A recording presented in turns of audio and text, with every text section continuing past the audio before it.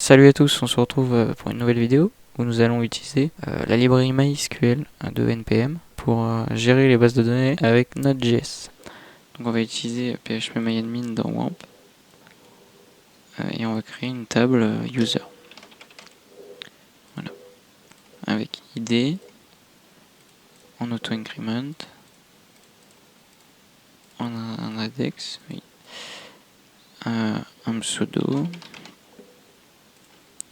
et un mail. On va pas lui mettre de mot de passe. Ah si, en vrai, si on peut. Et donc voilà. Donc on va enregistrer et on va voir et on va installer d'abord les modules. Donc cd npm i mysql. Voilà, et on fait un serveur .js.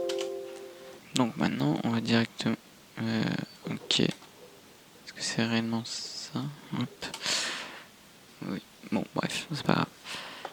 Donc ce qu'on va faire, donc on va commencer tout de suite par se connecter à la base de données. Donc mysql node.js avec la documentation. Donc là on nous dit pour se connecter, c'est ça. On va faire une fonction connect.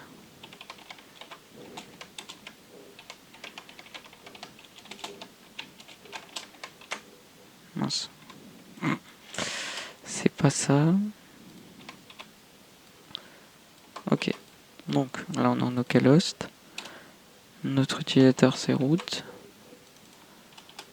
Et ça, la DB c'est localhost. Donc root sans mot de passe. Et non, c'est tuto, voilà. Donc tuto. Donc en gros, user c'est root, celui que vous servez pour vous connecter juste avant. Localhost, parce que c'est un localhost. Et password, c'est rien, parce que je suis sur moi. Mais ça dépend du. Non, c'est root sur Mac. Mais sur WAMP, c'est. Enfin, sur MAMP. Donc, maintenant, ce qu'on a fait, c'est qu'on va return. On va return connexion.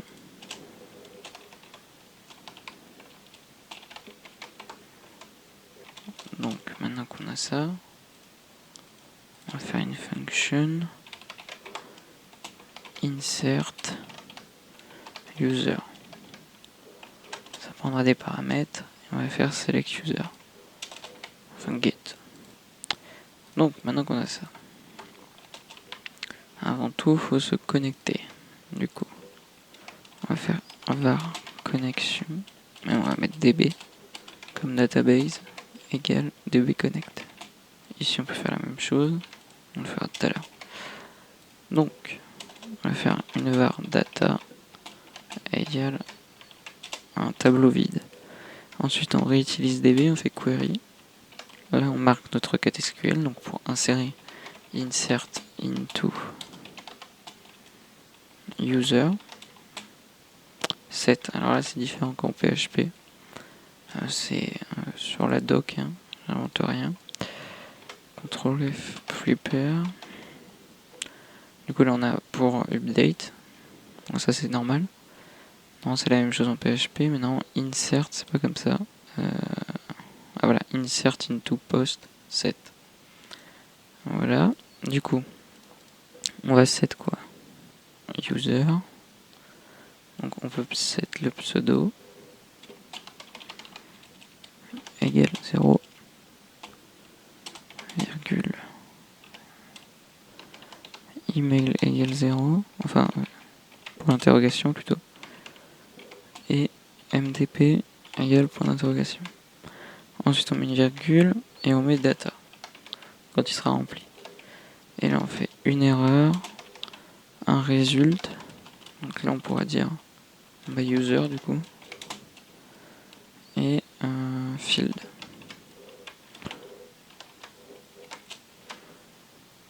Ensuite, ici, on va faire comme si on récupérait les données d'un formulaire en poste. Du coup là c'est poste. Là on l'a pas, mais du coup en gros c'est après. Du coup var email égale on va dire email .exemple.com var mdp 1, 2, 3. Alors on va pas le mettre comme ça dans la base de données, hein. Et var pseudo égale, on va mettre Léo. Nous, ce qu'on va faire, c'est hacher le mot de passe. Comme ça, on va voir aussi let crypto égale require crypto. Donc, pour se servir de crypto, c'est dans le cœur de notre JS. Du coup, pas besoin d'installer de librairie. Et donc, on peut l'utiliser tout de suite. Donc, pour l'utiliser, c'est assez simple. Voilà. On a le mot de passe et on a le hash. Donc, on va le copier et on va le mettre là. Donc, dans le secret, on met MTP. On le hash en SH1 256. Ça, c'est une méthode de cryptage. Et on met une chaîne de caractères pour le crypter. Donc, on peut mettre n'importe quoi. Le but, c'est que personne ne le voit. Et donc, maintenant, qu'on a tout ça, on peut tout insérer.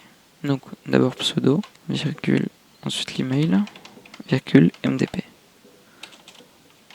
Parce qu'en gros, c'est dans le sens où on l'a mis là. Et normalement, si on exécute ça, donc on va faire un coup de insert user, on lance. Si ça n'a pas marché, c'est possible. Hein. Ok, donc là, ça n'a pas marché. Du coup, pour vérifier ce qui se passe, on va faire if r trop r. Enfin, erreur quoi. Ah bah voilà. Donc, qu'est-ce qui se passe? Ah, très simple. Donc, qu'est-ce que j'ai fait? Voilà. C'est en créant la base de données que j'ai fait une erreur. Donc ça, c'est bien varchar, pas un int. Pas un integer, quoi. Sinon, ça va pas apprécié. Le email, on va mettre la même chose. Alors, 255, c'est un peu abusé, mais bon, c'est jamais. Et MDP, pareil. Quoique, on va mettre texte. Comme ça, on est sûr. Donc, maintenant qu'on a ça, on va recommencer. Et normalement, là, ça sera inséré. On n'a pas eu d'erreur. Et notre Léo a été inséré. Donc maintenant, ce qu'on peut avoir envie de faire, c'est de récupérer ces utilisateurs. Donc on se connecte toujours. On fait une variable data qui va être égale à quelque chose. On fait un db.query. Cette fois, on select all from user. Merde. Where on va dire pseudo égale end email égale. Là, ça peut être utile pour un système de compte. Si vous avez déjà fait du PHP, vous avez déjà dû faire de l'authentification. Et du coup, là, on met data. Du coup, là, on met R. User, du coup, ça retourne l'utilisateur. Et field. Donc, if R, trop R. Et sinon, log user. Donc, on va voir à quoi ça ressemble. J'ai pas appelé la fonction getUser. Ah, bah, il y a une erreur. Ah oui, j'ai pas mis de data, donc ça n'a pas marché. Donc, ici, je mets Léo. Et là, je mets email.example. Et du coup, je relance. Ah, donc voilà, là, il a trouvé un utilisateur. Et il a bien trouvé l'ID 1. qui est dans ma base de données. Et le mot de passe 1, 2, 3. Pourquoi il me l'a pas haché? Ah oui. Ah oui, parce qu'il fallait mettre le H. Il fallait pas mettre le mot de passe. Donc bon, on va juste relancer un coup de insert user. Donc là, il va en trouver deux. Il va trouver ID1, ID2. Voilà, il en trouve deux. Il a l'ID1 avec le mot de passe pas bon. Et du coup, il a l'ID2. Justement, tiens, on va essayer de supprimer par là. On va faire un function delete. Je sais pas écrire delete, on en est là quoi. Pour savoir, hop, comment créer une demande SQL. On va l'écrire ici. Qu'est-ce que je fais? Hop. Donc c'est tout simplement comme ça. Ok. C'est bien comme je voulais l'écrire en plus. Donc maintenant qu'on est là, on va faire une var. Non, aussi var db égale db connect. Ça c'est la fonction depuis tout à l'heure que j'utilise, qu'on a créée. Pourquoi il me dit qu'il y a un problème? Ok. Il a pas l'air d'apprécier delete. On va mettre delete user. Donc maintenant on fait encore une var data égale hop. Et on fait un db.query. On colle ce qu'on a. On enlève juste les petites. Where id égale hop. On met l'id. On va mettre 1. Là c'est pas utile de mettre un tableau, hein, mais bon. Il comprend quand même. On pouvait directement remplacer data par 1. Du coup, là on fait toujours ainsi une erreur, résulte et field if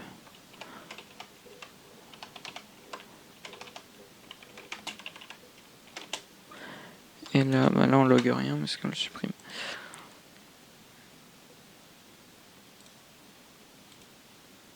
Et je l'ai pas lancé. Donc déjà on va enlever delete user. Voilà. Donc là, j'en ai plus que 2. Voilà, et sans l'ID1, du coup ils sont tous H. Les mots de passe hachés, c'est bon. Non, ils ont le même, bon, c'est pas grave. Et voilà. Donc là, ce qu'on pourrait faire, c'est update. Donc pour update, voilà, c'est comme ça. Donc on met update, en gros, user, donc la table. On set les valeurs qu'on veut. Donc là, ça sera juste mot de passe, par exemple.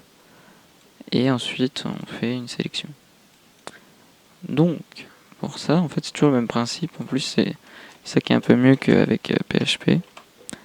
Parce qu'il n'y a pas trop de problèmes, en fait. C'est très simple à mettre en place. Donc, update user var db connect. Ok. Ensuite, on fait var data égale hop. Là, on fait db.query. C'est toujours db.query, mais bon. Il y a peut-être juste ça qui est pas très intuitif.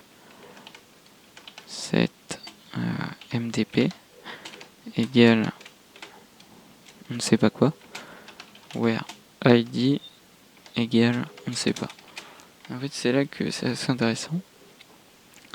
C'est que là, c'est une condition et là, c'est une valeur qu'on veut mettre, mais en gros, Node.js, enfin le module, il va comprendre que tu le mets dans un tableau. Et bah, le premier, ce sera pour MDP, et le deuxième élément du tableau, ce sera pour ID. Donc là, par exemple, si je mets, donc, on va juste rehacher le mot de passe. Pourquoi c'est une const? Au cas où, on ne sait jamais, non, il n'y a pas de problème. Mais Donc si je fais tac, non c'est pas là, c'est ici. Ok. Faut que je require crypto. On va mettre directement un mot de passe. Je suis Léo. Toujours avec la même chose. Et du coup, on va mettre l'idée, non le mot de passe, donc le H. Et ici, on va mettre l'idée 2. Comme ça, ils auront plus le mot de passe. Le même. Là, on met data. Et là, on met R, virgule, résulte, virgule, field. Et toujours le if R, trop, erreur.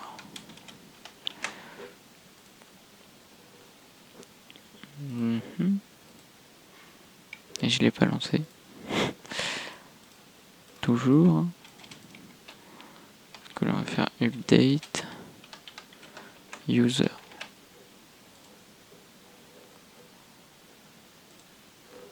Donc le premier, c'est plus le même. Là, ça commence par 60 et là, ça commence par DC. Du coup, ça a bien changé. Donc voilà, c'est tout pour cette vidéo. J'espère qu'elle vous aura plu et que vous avez appris comment utiliser les bases de données avec Node.js. Donc perso, moi je trouve ça plus simple qu'avec PHP clairement, parce que ça vient tout seul quoi. Il y a juste à mettre un tableau et des points d'interrogation. C'est assez simple. Donc moi je vous dis à la prochaine.